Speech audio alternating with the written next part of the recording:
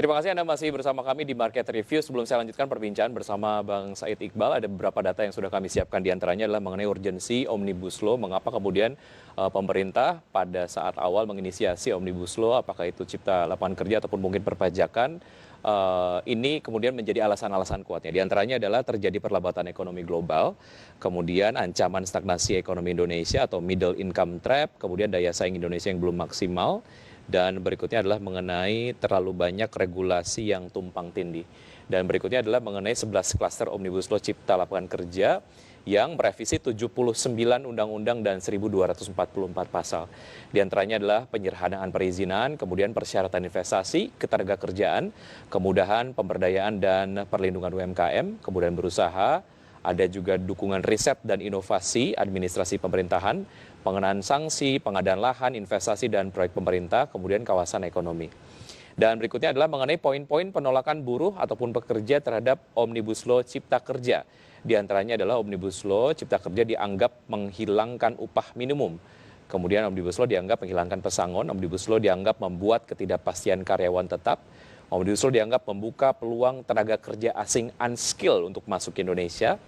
Kemudian Omnibus Law dianggap berpotensi menghilangkan jaminan sosial, dan Omnibus Law Cipta Lapangan Kerja dianggap berpotensi menghilangkan sanksi pidana untuk pengusaha jika tidak memenuhi tanggung jawabnya.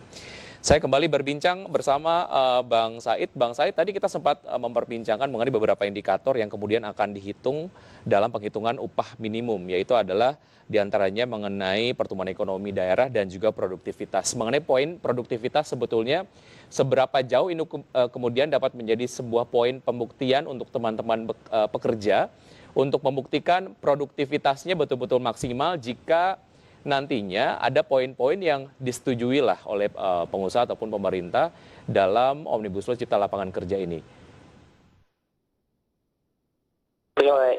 Channel tadi jelaskan bahwa itu adalah untuk meningkatkan investasi, mengundang investasi. Kemudian ingat, pertumbuhan ekonomi selain investasi ada government expenditure, kemudian net export. Tapi satu yang terlupakan, konsumsi. Konsumsi itu daya beli. Daya beli itu adalah upah, salah satu instrumennya. Nah, dalam klaster tenaga kerjaan ini direduksi. Itu yang kami melawan. Yang kedua, upah minimum dalam konvensi ILO nomor 133 dan Undang-Undang nomor 13 tahun 2003 adalah safety net, jaring pengaman, agar buruh ketika masuk pasar kerja tidak absolut miskin. Maka negara hadir membuat upah paling minimum. Dengan demikian, karena dia upah paling minimum dan safety net, tidak ada nilai produktivitas. Bagaimana mungkin orang kan yang menerima upah minimum 1 tahun ke bawah. Orang baru masuk kerja 0 tahun sampai 1 tahun, produktivitasnya ngukurnya dari mana? Nggak ada. Itu konvensi ILO nomor 133 yang orientasinya agar tidak absolut miskin, bukan produktivitas. Baik. Nah, yang ketiga, kalau kita mau bicara produktivitas, kita setuju. Karena dia adalah menumbuhkan value added, nilai tambah. Nah, karena kita nggak punya data produktivitas per sektor industri, bahkan per head, per karyawan, kita nggak punya. Kalau negara maju ada. Tapi untuk mengukur produktivitas secara general, maka kita masukkan yang disebut dengan pertumbuhan ekonomi tadi. Baik. Nilai tambah. Maka inflasi plus pertumbuhan ekonomi itu lebih clear terhadap meningkatkan nilai produktivitas. Baik, Bang Said, jika hitung-hitungan simpelnya dari point of view pengusaha, mereka kemudian dapat memenuhi apa yang diinginkan oleh pekerja jika produktivitasnya meningkat dan ini akan berkontribusi besar bagi perusahaan. Pada poin itu setuju ya? Sangat setuju, tapi untuk upah minimum tadi saya bilang, konvensi ILO, International Labour Organization, tidak memasukkan unsur produktivitas terhadap nilai upah minimum. Karena dia safety net. Itu dasar konvensi. Yang tentu perdebatannya udah panjang, datanya panjang. Saya anggota ILO, pengurus pusat. Nah, karena dia safety net, maka dia melindungi sifatnya. Bukan sekedar meningkatkan nilai tambah. Peningkatan nilai tambah yang tadi Mas sampaikan dan kemauan pengusaha adalah produktivitas sebagai alat agar buruh bisa meningkatkan daya saingnya, setuju. Tapi dalam konsep upah minimum, dia bukan produktivitas.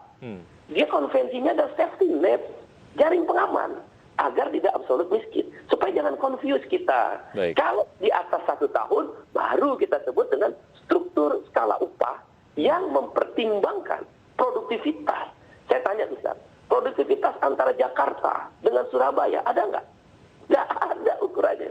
Antara Probolinggo Pacitan, antara Halmahera dengan Papua, nggak ada, Mas. Yang perlu dilakukan adalah kesepakatan mengenai ukuran produktivitas itu ya, baru kemudian nanti bisa dimasukkan dalam formulasi penghitungan upah minimum. Betul, maka itu Baik. produktivitas dalam ukuran kami adalah pertumbuhan ekonomi, penyesuaian harga adalah inflasi. Itulah yang kami sebut, makanya kami menolak karena Omnibus Law yang sudah dibahas oleh Panja itu sekarang sudah selesai, menolak UMK dan UMSK sudah dihapus. Pesangon dikurangin dari 32 jadi 25. Udah berubah loh, itu berubah-ubah terus. Baik. Kemudian juga karyawan kontrak seumur hidup, karyawan outsourcing seumur hidup, itu masih ada. Walaupun ada jaminan kehilangan pekerjaan, pertanyaan siapa yang bayar? Masa buruh kontrak dan outsourcing ter-PHK membayar dirinya sendiri dengan mengiur? Baik. Tidak masuk akal. Begitu pula tentang cuti wanita pekerja perempuan dihilangkan hak upahnya. Kemudian juga masalah itu masih disepakati. Baik. Intinya dari 10 yang kami persoalkan, hanya 3 yang kembali ke existing. Tentang isu PHK, itu balik lagi ke Undang-Undang Nomor 13. Baik. Tentang TKA yang tadi disebut, itu kembali ke Undang-Undang Nomor 13. Ya. Dan tentang sanksi pidana itu kembali. Yang lainnya kami menolak dan akan mogok nasional, stop produksi tanggal 6 sampai 8 Oktober 2020, diikuti 5 juta buruh berhenti bekerja. Terima kasih.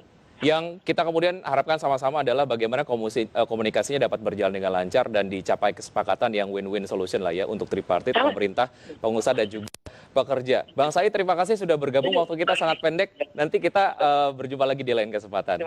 Terima kasih, sehat selalu Bang Said, dan pemirsa tetap di Market Review saja. Kami akan kembali dengan perbincangan menarik lainnya tetap di IDX Channel.